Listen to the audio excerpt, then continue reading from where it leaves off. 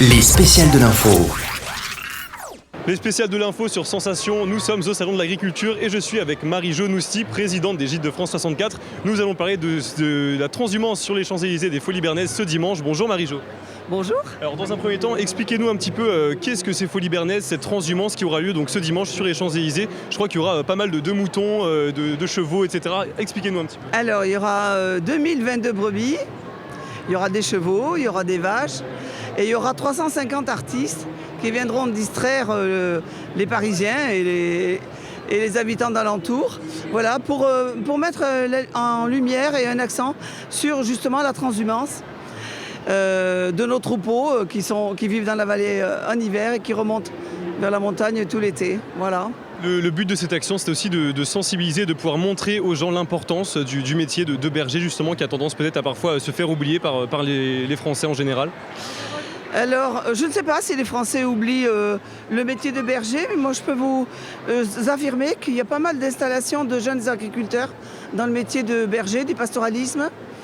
Et donc c'est vraiment une activité qui est très vivante dans nos campagnes, des massifs.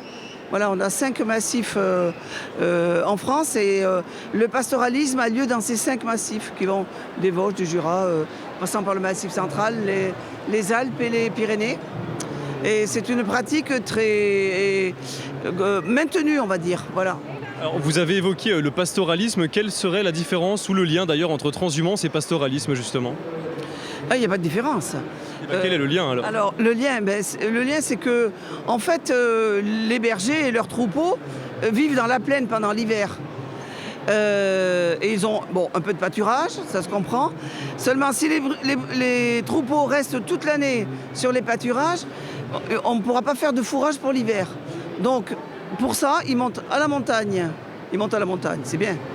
Et pour y passer tout l'été, les 4 mois d'été, pendant ce temps-là, l'herbe pousse dans la plaine, on peut faire du foin et ça fait de la ressource alimentaire pour les bêtes. Et qui plus est, ces bêtes-là entretiennent la montagne. Alors, pour parler un petit peu de tout ça, au niveau des jeunes, de plus en plus de jeunes souhaitent s'orienter vers le métier d'agriculteur, de berger, dont une plus grande partie de femmes. Est-ce qu'on peut dire qu'il y a vraiment une féminisation de ce métier ? Il y a une féminisation de ce métier de berger, mais plus en général dans l'agriculture.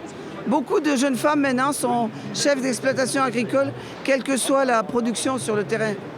Et oui, les femmes ont leur place dans l'agriculture en tant que chef d'exploitation.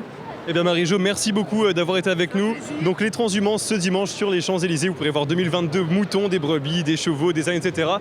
Le spécial de l'info au Salon de l'Agriculture, ça continue sur Sensation. On se retrouve dans un instant. Les spéciales de l'info sur Sensation.